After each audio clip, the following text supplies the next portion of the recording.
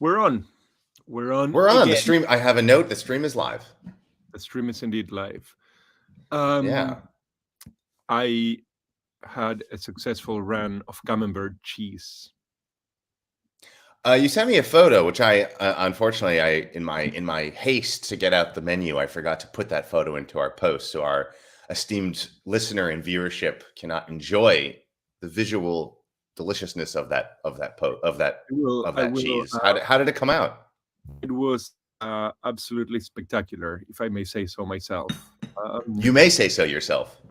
I will say so. It was absolutely spectacular. I mean, I think that there's no way to describe the satisfaction of producing something that seems to be so intricate and so technical, and that, in my mind, in any way, entails the wisdom of very, very ancient, very long-bearded French cheesemakers hanging out in caves with their dogs and long sort of staffs, and just kind of getting out of your fridge and seeing it evolve over days. I mean, it's just, there is a labor of love element to it, but I think that there is also a kind of crazy science experiment, as we used to do when we were children. So it was just spectacular, and it tastes amazing. So anyway, I encourage everybody listening to us to actually get into cheese making, which for me goes with yogurt making, beer making. I'm doing a lot of those things. I think for me, certain sort of hands-on kind of activities.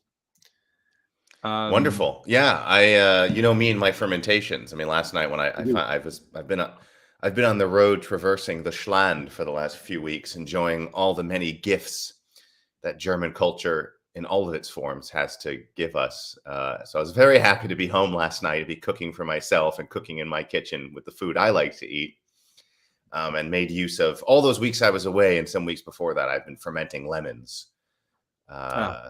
And I threw some lemons into the broccoli that I made, and it was spectacular. I think it's really just there is something has happened. Obviously, I mean, I think we're just really one of trend. I mean, what we've seen ourselves is part of a very broad trend of returning to, I mean, from our parents' days of sort of everything would be acquired in the supermarket.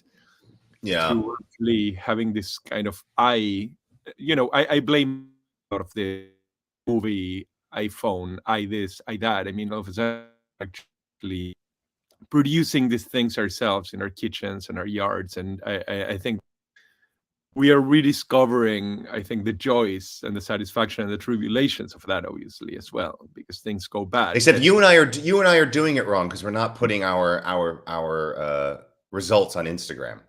At least I'm not. True. I'm certainly not. I mean, every once in a while, I remember I have an Instagram account and I just plug in the stuff.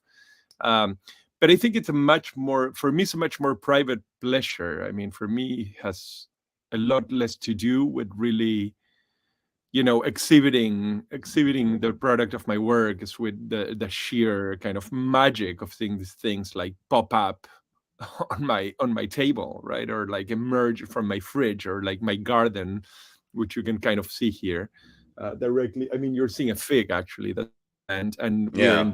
it gives, and there is something really just breathtaking about these processes, kind of, especially when you get older. I think that time slows down, or maybe it speeds up, actually. I mean, we get older and time speeds up. We get older quicker, and we will see these things that as a kid for me used to take forever, and you just wanted to be there already. And now it's sort of, there is all these observational vintage points in between where I see like the bud and it's turning. So I enjoy that greatly, and I have the intuition that a lot of people are sort of going down that road as well. Anyway, yeah, I mean, it touches. We talked about it. We talked a little bit about last week, the cyclical nature of things. Things fall out of fashion, then come back into fashion, and then reactions and reactions to those reactions. So we're definitely in some area of that cycle when it comes to sort of hands-on making of things. And we're part of the larger family of people rediscovering that, right? I mean, yeah. So anyhow, where do we start this week? Well, I think we start in Spain, right? We got Okay. two stories out of Spain. You know, so we have a Spanish story out of Spain, and we have, of course, a European story out of Spain. Indeed. All the leaders of the EU had an informal meeting. I'm not quite sure what the difference between a formal and an informal meeting is when heads of state meet, but nonetheless, I'm sure there's some codified difference there. Having an informal meeting. Well, this was, I guess, not just the EU, but the European community, political community, Indeed. which is one of these. I guess it's the outermost concentric circle of how the EU likes to view itself, shaping the world. Sort of the EU plus its like-minded members. Very, very much so. So I mean, Or I think that wannabe members, I guess. Those who will never really make the cut to be at the cool kids table, but they're allowed to sit just at the table next to the cool kids. Next to it, exactly. And it's sort of, if you come to a party at Granada, you can actually join the bar for maybe a couple of hours. So yes, the future of strategic autonomy, which is a term that was concocted when Trump came to power, because the Europeans figured out that the Americans were completely unreliable, has been sort of kind of dormant during the Biden few years, in which the Europeans thought that they could rely on the US again. We will get to why they just discovered that they cannot yet again. And this had a lot to do with the position of Europe geostrategically, and the way in which, beyond the European Union institutions itself, Europe had to think about the way in which it positioned itself. So obviously the Ukraine situation, the Russian invasion of Ukraine, brought that once again to the very fore. And I think that once again, Europeans thought, kind of thank God that this happened during a Biden administration. Had this happened during the Trump administration, we would probably have the Russians marching right now into Berlin or maybe even Paris. So they actually convened now in Granada, I would say, in Spain, and they brought Zelensky for the ride to discuss essentially. Well, he shows up at every party. He's the special guest at every cool kids party. Pretty much. He was last week in Canada, as you probably have seen, and now he was in Spain. And nothing has so far come out of that, and I don't really expect anything to come out of that, at least publicly. I think that most of it were expressions of goodwill and sympathy and tea and cookies.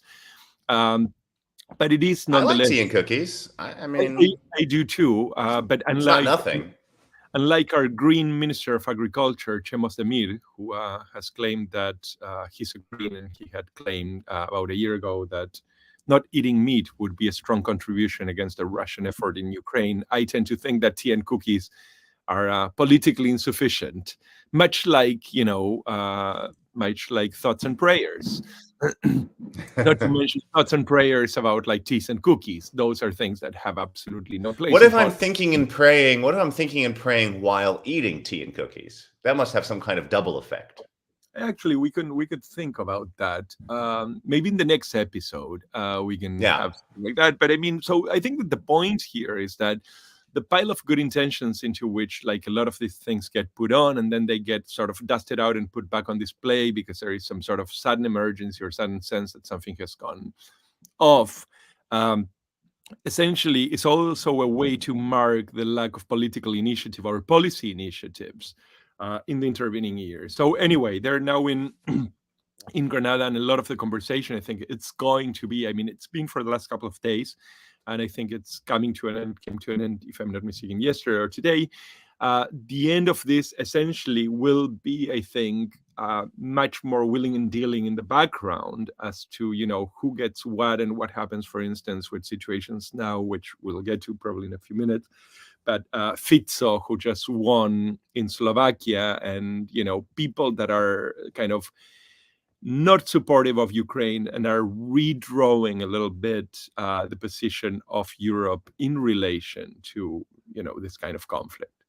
The other story out of Spain, sorry, go on, I guess. No, I was going to say the strategic autonomy is such an interesting, or such a perfect example of sort of the lack of meaning within the strength of institutions, even when they lack any meaning or substance. Yeah, Because sure. the EU as a body it's such a fact on the ground, right? There's no shaking or moving the EU. Even when there's so many open questions about what the EU actually is, what its policies are, both within itself and the EU relation with the world. And it takes so long for the European Union to decide on anything and to move forward with policy. And we look at the Green Deal, it's taken or it's taken years. We look at all the tech regulations, taken almost a decade. Then this idea of strategic autonomy. Can anyone even really explain what strategic autonomy? If I can interrupt you, I mean, very quickly, not only those things which are kind of glacial problems that people see as sort of, very hidden and we have time, but there are things like, the Ukrainian war. And as I talk to like most of my contacts in sorry, I have a visitor suddenly here. Wonderful. Most of my contacts in Brussels, one of the things that is remarkable is that everybody who was really at the center of the thing as sort of at the decision-making level, like right around the time that the war started, they were telling you 6 months later that had the Americans not been there pushing, that the Europeans would still be completely stopped. I'm trying to, as you can see, I'm trying to woo people away, but it's not really quite working.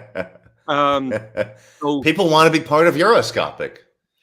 Right. People want to be part of Euroscopic. I don't know. There is a bit of a war going there. So, I mean, I think that the point that is important to remember is that it's not really just in sort of very large issues that seem to have very little moving sort of, parts when you actually look at the day-to-day. I mean, things that are urgent, like an invasion of Russia into European sort of not EU, but European territory, still takes the Europeans like ages to actually resolve and ages to address. Right. And of course, partly that's because you need the unanimous agreement of all 27 member states for big decisions, especially foreign policy decisions. So it's understandable that things take time. It's understandable that member states have their own domestic political and policy concerns. And that's actually one of the issues is does the EU switch from a unanimous system to a qualified majority system? There are pretty decent pros and cons for both of those things. The biggest pro, of course, is that countries like Poland and Hungary can no longer hold the EU hostage for things that they need to move forward on, especially things on rule of law and these sort of the basket of so-called democratic values and support for Ukraine, resistance to Russia, this sort of stuff. But of course, there is also a danger to moving too quickly and things falling apart if you don't have the consensus and the agreement of most, if not all, of your members. You could lead to a breakdown of the system overall. So that's a big sticking point. Just forget about the policies before we even get to the policies. There's glacial movement on how do we decide about the policies. Right. And so I think beyond whatever substance there is to this idea of European sovereignty, Macron's wonderful idea, it's just it's a symbolic example of how glacially things moves far too slowly for keeping up with world events. I mean, this idea of sovereignty came, as you said, during the Trump era, also during this era of so-called, another Macron statement, the brain dead NATO, when he gave that famous interview to The Economist. And okay, so we've thrown this term out into the world. We now have this idea of sovereignty. No one's really quite defined it. While we're busy trying to figure out what this is, how it's defined, what it would look like, what it would mean, world events are going at their own pace. Trump is out, Biden is in, the Russians are in Ukraine. Now we're getting to the end of Biden's first term. Trump might be back. So the world is moving both forward. I guess it's like slinky policies. It's moving both simultaneously forward and in sort of a cyclical fashion. So it's kind of like a slinky, the way the kind of human events move forward. Yeah. But so the world is moving like a slinky, but these ideas, these policy initiatives are moving just in a circle, if they're moving at all. And you end up with just these empty slogans that no one can quite understand what they mean. And even once you've decided what they mean, it doesn't matter anymore because the thing that they were meant to address has already changed. I think that's a fundamental problem with the European Union, fundamental challenge, which of course is not lost on European Union officials themselves. And it's what we're seeing in Grenada right now, happening in this informal meeting, not only with European Union leaders, but as we said, the European political community, which involves like North African countries. I think even Canada is part of the European political community. It's kind of like Eurovision for politics. I mean, it is, in a way, it's Eurovision for politics. I think that one needs to remember that, democracy is inherently unstable. People like to say that, tyrannies are unstable. Tyrannies are not unstable. I mean, tyrannies actually can last very, very long periods of time. I mean, take a look at Russia, take a look at Belarusia, et cetera, et cetera. But I think that what that means is also that strategic autonomy in a place where you actually have so many actors pulling in so many different directions, essentially is a non-starter. You can have sovereignty for a unit, but you cannot really have a sovereignty of essentially, I mean, this kind of very, uneven grouping. The problem is, the added problem here is that you have a lot of actors that have very, very unclear loyalties. So, I mean, somebody like Fico now in Slovakia, or somebody like Meloni, who has had so many years of cozy relations with Russia, somebody like Le Pen, who has actually taken money from Russia, or people like the right wing of Germany that has such a strange relation with the Trumpian project. So, I mean, I think that all of these things actually mean that the question of autonomy in Europe is actually a very, very elusive one. We should move to the next story in Spain, which is that after the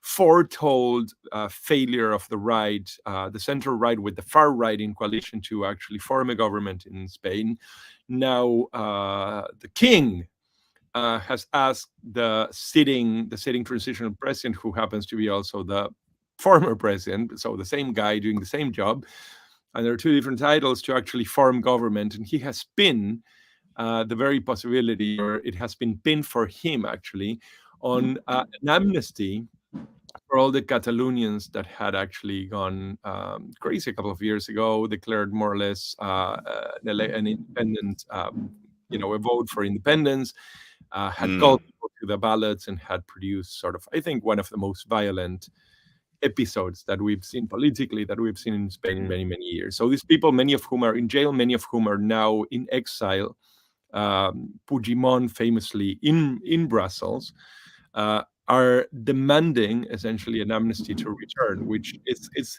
I think it might be one of the most spectacular political victories and upsets and plot twists that I have ever seen, most certainly in European politics. But altogether, it's just remarkable to see these people that were pariahs until only a couple of days ago, all of a sudden essentially being at the very top of the political pyramid. Speaking of cyclical, right? Speaking of cyclical, this is like cyclical pure here. Yeah. These completely persona. I mean, there was the manhunt that happened in the European Union years ago, and now the man hunted, the fugitive, is now the king. Coming down, it's hunting. The man hunted is coming back to hunt not only Spain, because the fact is that this guy now is quite literally the kingmaker or the president maker in Spain. In fact, I would say that the king has called on Sanchez to form government only because the true kingmaker is Puigdemont.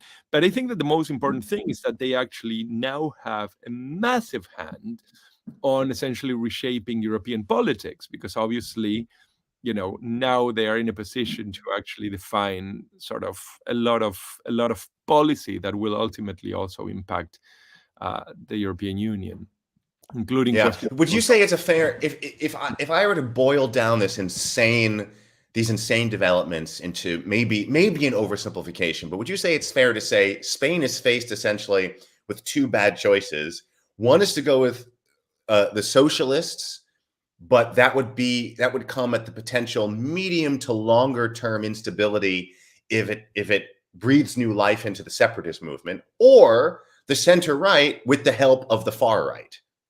Look, I am of the somewhat unpopular opinion that the failure of Catalonia is the failure of absolute boorish stupidity I don't know if those words need each other. Perhaps it's a redundance, but boorish stupidity. Let me just imbecility, really, consistent, long term, and committed of the different governments that have actually gone through Madrid, particularly the center right, which essentially has what I think is a very Spanish disposition of it is what we say.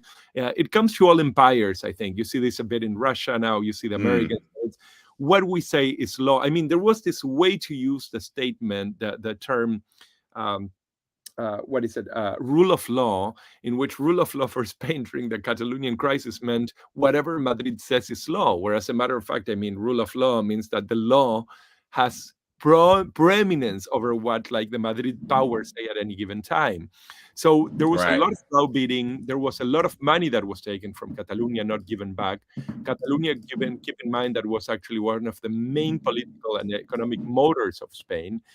So they actually brought it on themselves, and they actually trumped up the charges against many of these people, sent them running, jailed people for a long period of times with no sentence, no fixed sentence. So in some sense, I think that this is rather, from my point of view, and I am an anti-nationalist that does not have 3 seconds for national claims, but I think that this really is poetic justice. And you know, it is, yeah. But maybe at the cost of all of us.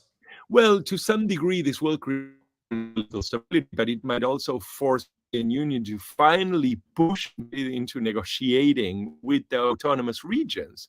I think that the point here, the main point to be made, is that you know, there are aspirations that need to be avowed to, and that, or at least need to be listened to. So I think that this really is poetic justice, and I don't think that it could have happened to more deserving people than sort of the center right flirting with essentially neo-fascists. I mean, I think that they deserved every single bit of it, if you ask me. Anyhow, well, we move to Germany. Yeah, go ahead. Sorry. No. We can always move to Germany. There's always something to talk about in Germany. It usually puts people to sleep, but we can try to find a different tact. Oh, but this week we have actually a far-right politician that apparently was attacked with a syringe and perhaps poisoned. So says the AfD. I mean, it's an insane story. I mean, head of the national head of the AfD, the Alternative for Germany, Tina Trapula, apparently collapses, or something happens. Which you put it, crapula, but it's actually Kripala. Yeah, well, something happens to him at a campaign event in Bavaria, which is having elections this weekend. Rushed to the hospital. Rumors of him being attacked or poisoned or stabbed with a needle, or no one really knows. He went to the hospital. His blood work came back negative for any kind of poison. The AfD is running with all kinds of rumors and conjecture, heavily criticized by the interior minister of Bavaria, who's on the center right himself. He's conservative himself, but criticizing his friends to the further right, saying that they're acting completely irresponsible in sort of fanning rumors and gossip about what may or may not have happened. Still, no one knows. The party leader, Tino, is now gone. He's out of the hospital. We still don't know what's happening. The police are investigating. Police are saying nothing.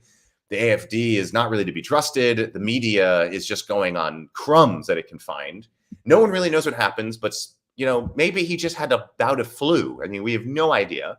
Nonetheless, it's coming on the heels of obviously a surging far right, not so much in Bavaria. They have their own sort of alternative far right politics to deal with, but not the AfD in name.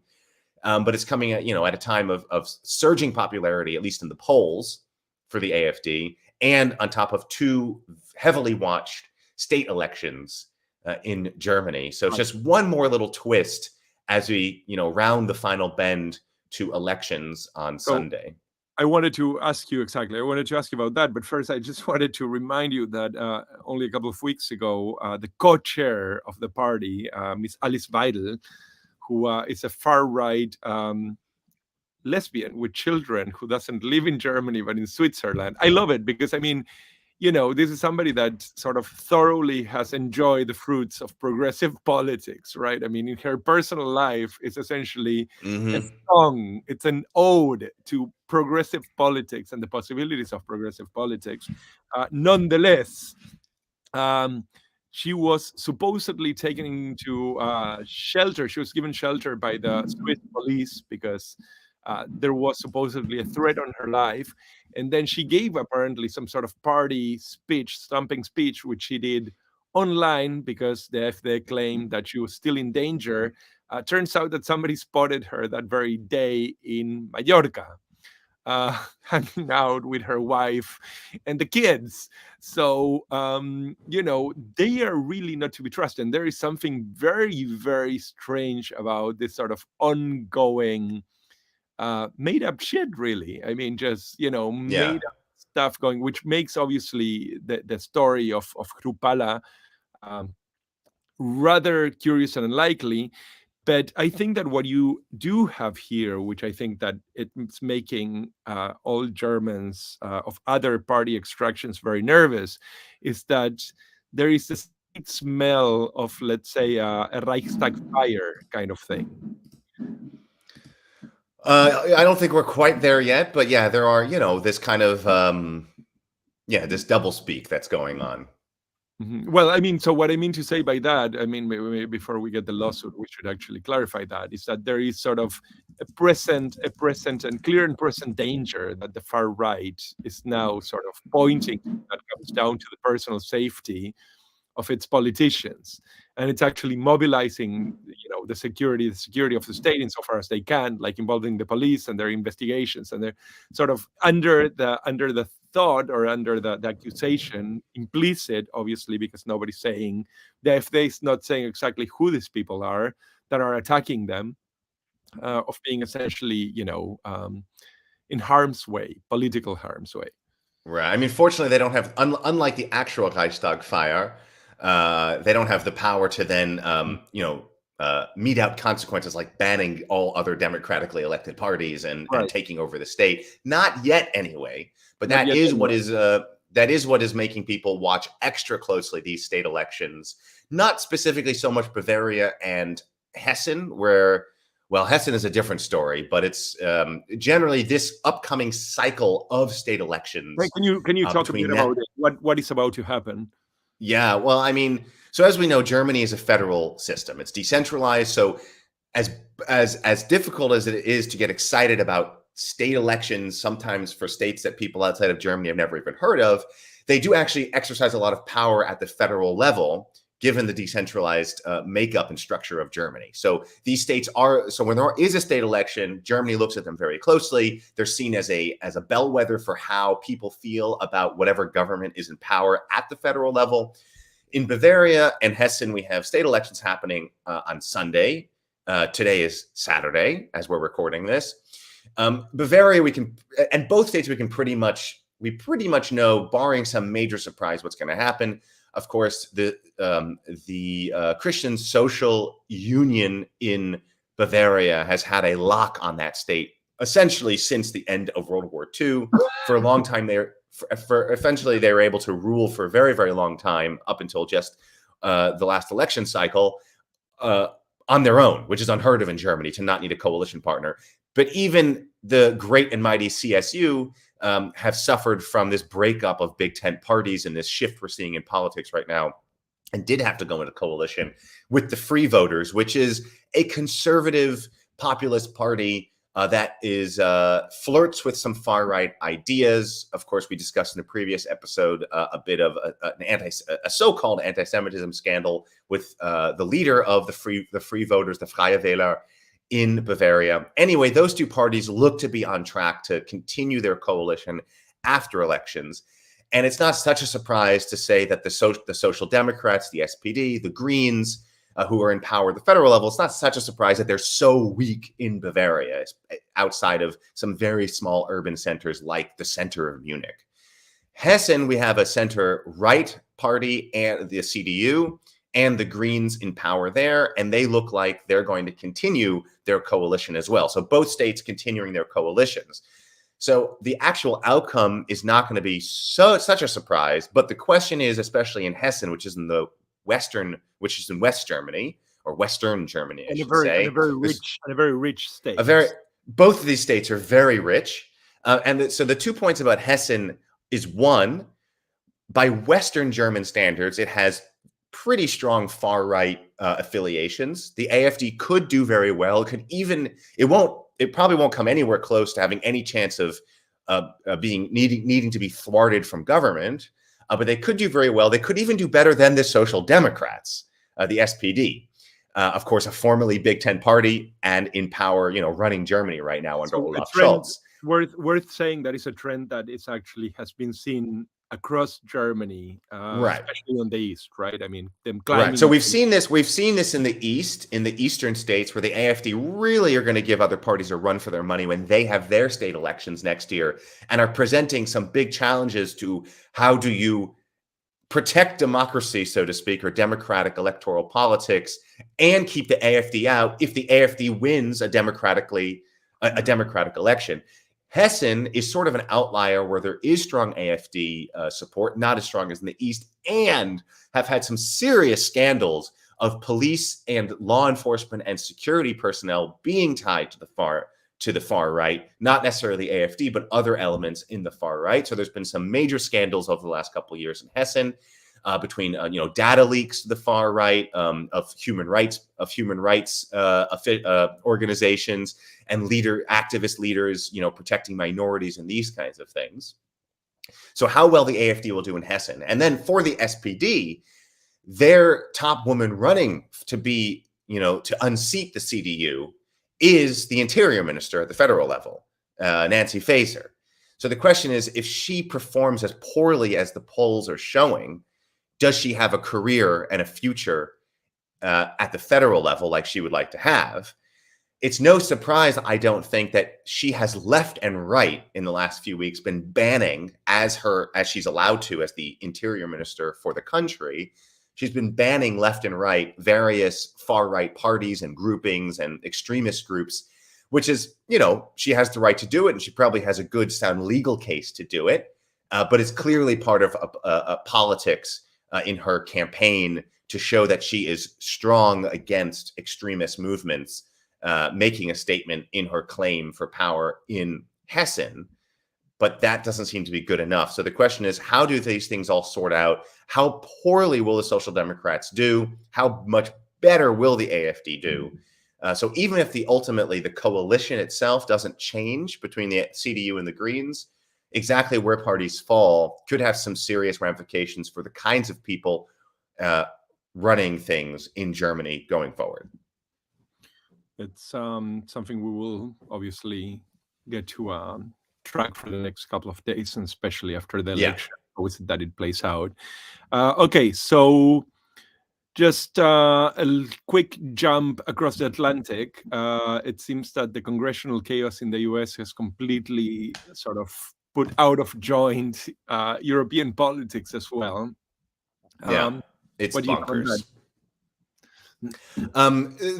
U.S. politics maybe has always been bonkers since the country's founding, and it's just been getting more and more bonker-ish as the years go by, as polarization, as money just continues to corrupt the heart of American democracy.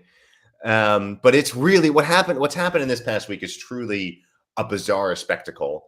If we back up a few days, or back up a week, I guess by now, after the Speaker of the House, Kevin McCarthy, a Republican, which by standards these days is considered almost a moderate Republican, even though there's very little moderate about him, but he's just slightly less crazy than the really crazy Republicans further to his right.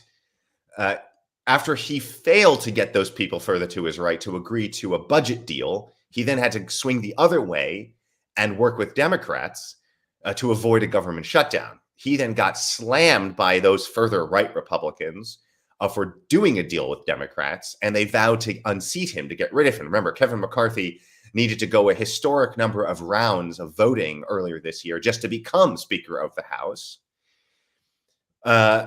These these extreme right Republicans led by like Matt Gaetz from Florida promised to unseat him. That's what he did, and that's what they ultimately did. But how did they do it? With Democratic support. So people like Matt Gaetz accusing Kevin McCarthy of acquiescing to the Democrats to avoid a shutdown, then allies himself or gets allied with Democrats themselves for getting rid of for getting rid of Kevin McCarthy, because almost no Republican actually voted to unseat Kevin McCarthy from the speakership position. It was a handful of extremist Republicans and then most of the Democrats who voted to have this unprecedented thing happen, which is not to replace the Speaker of the House, but just to leave the Speaker position vacant. So there is no Speaker of the House. There's no one leading Congress, which means no legislation can happen. Exactly. They've paralyzed themselves indefinitely because it's unclear when there will be a speaker, which means we're almost surely going to have a shutdown in November because the agreement that was passed last week is a stopgap measure to go 45 days. And tied to that is more funding into the new year for support, both economic and security assistance for Ukraine.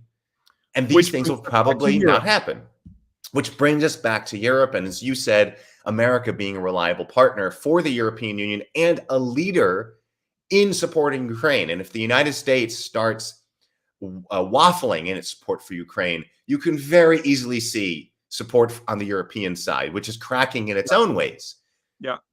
For support for Ukraine, especially as this war drags on with no end in sight, with no clarity if Ukraine, no matter how many weapons it gets, can really move the goalposts that much. Yeah, I mean, I think that one of the most remarkable things about this entire operation in Europe for me was that it seems that Europeans just never bloody learn. I mean, the US, this is not new, right? I mean, we have seen the US essentially sink into this complete political madness, as you pointed out, for quite a while. This one was particularly strange. I think that my reading is that the Democrats were actually very, very happy to see the Republican Party implode and show their complete madness. So they just went along with it. It's kind of a disgrace, right? There used to be the line, first the party. I mean, the Germans like this one. It's first the country, then the party.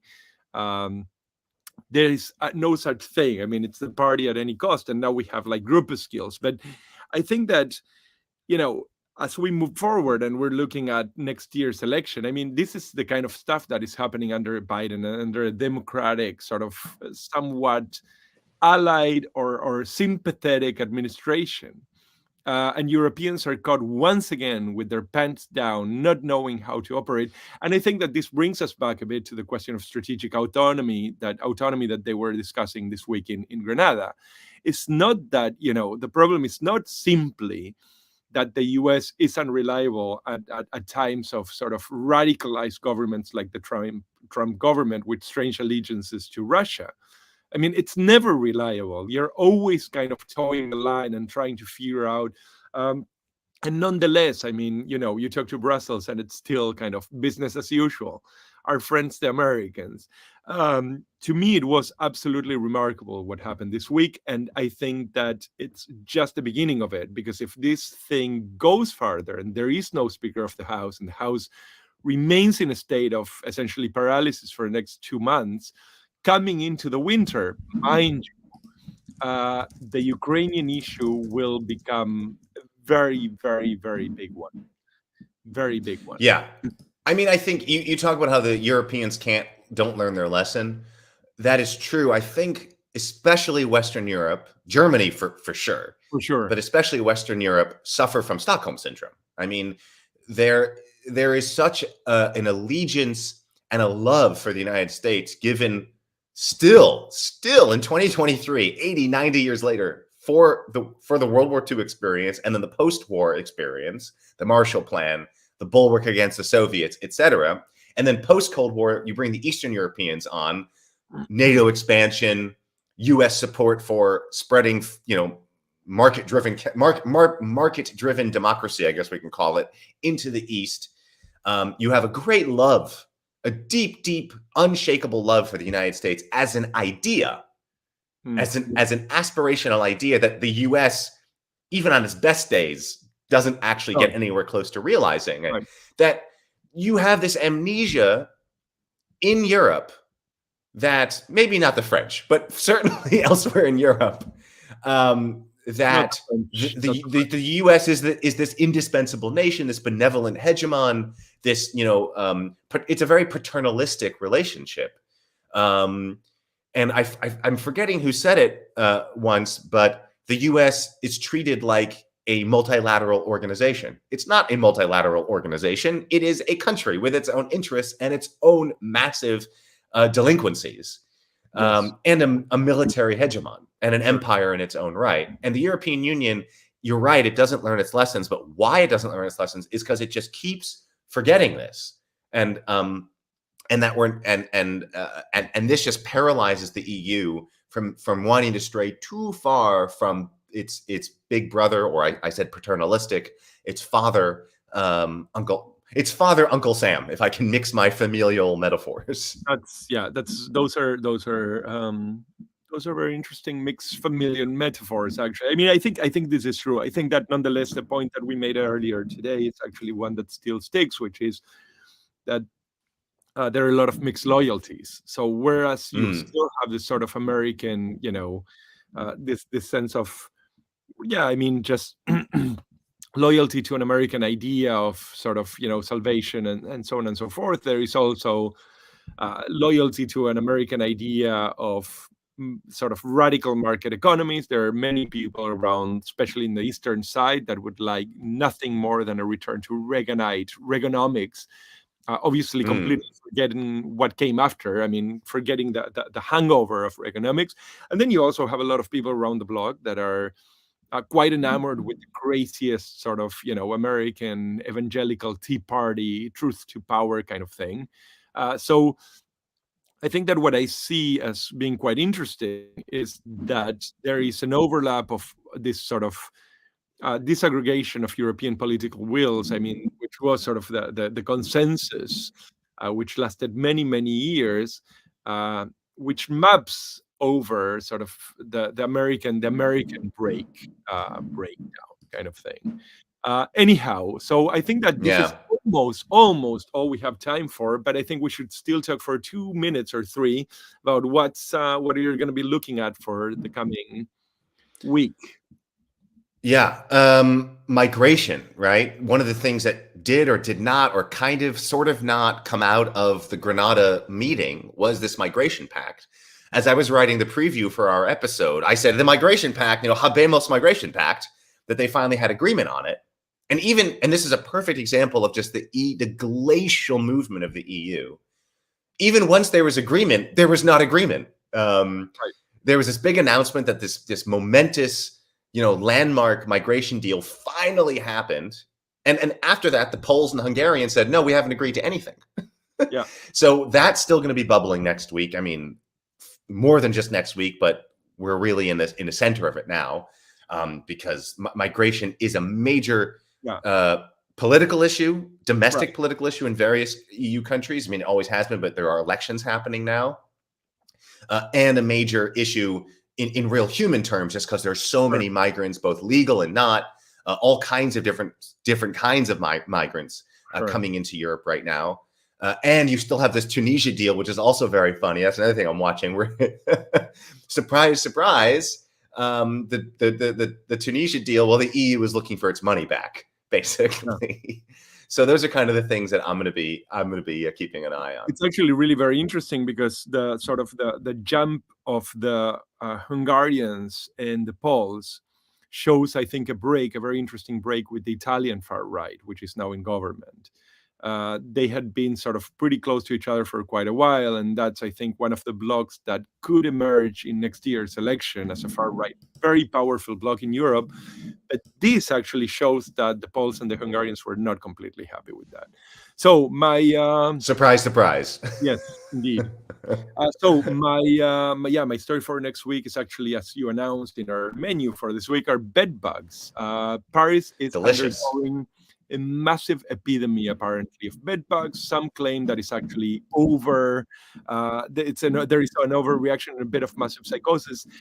But nonetheless, I think that once this kind of stories begin to spread, they do tend to have an impact, obviously, on tourist industry and every other political and economic indicator for the city. Paris is a very, very big hub of movement for Europe, so this could actually mean that we're going to be seeing a lot more of this for the next couple of months. Effect on an already pretty hard hit European economy, if there were a serious hit to the tourist industry, could be massive, could really be massive. So this very little bug could actually really wreak havoc on a lot of European economics and a lot of European politics going forward. Yeah, it's crazy how, I mean, we know about this for New York City. New York City is Right. bedbugs. This is not a story, but for Paris, yeah, it's interesting, the economic fallout from something that can be seen as very silly. Yes. But yeah, Well, we'll definitely be watching that. I think I would want to emphasize in that case that we're coming out of a pandemic where we had shutdowns. We are in the middle of a war. There is essentially some form or other of inflationary sort of blow up across the region. We have actually a massive influx of migration. If to this you add really a serious hit to tourism and all that comes out of tourism, we could be looking at something that, as it spreads through Europe, could become actually very serious. But let's take a look over the next week and see what we can say next week. It's been lovely. I look forward to it. Seeing you. We've done 46 minutes, 17 seconds. I think that this is perfectly acceptable for those of us that have other things to do. Like eat cheese. I'm coming over for cheese as soon as I can. And you are welcome anytime. Before we eat it, Wonderful. I will start another batch soon. So I'll see you next week. See you next week. Take care.